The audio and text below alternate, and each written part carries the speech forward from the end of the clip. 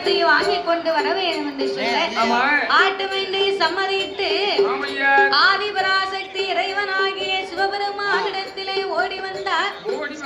இறைவா, உங்களாலதான் என் தங்கைமாரை எடுத்துக்கொண்டு வர முடியாதுன்னு சொல்லிட்டீங்க.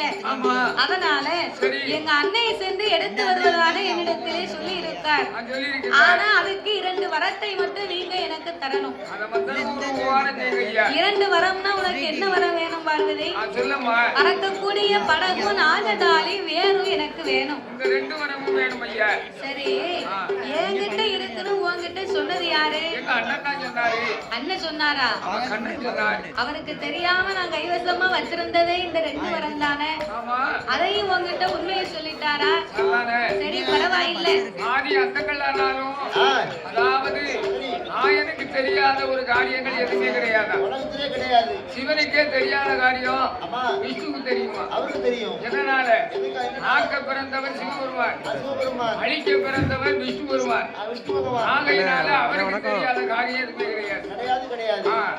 அதனால இந்த எம்பெருமான் என்னிடத்தில் இருப்பதாக உன்னிடத்திலே சொன்னதுனால அப்படியே பாரத போர் நடக்கும் போது அதாவது சகாதேவனிடத்துல ஒருத்தரா விசாரணை பண்ணிட்டு இருந்தார்.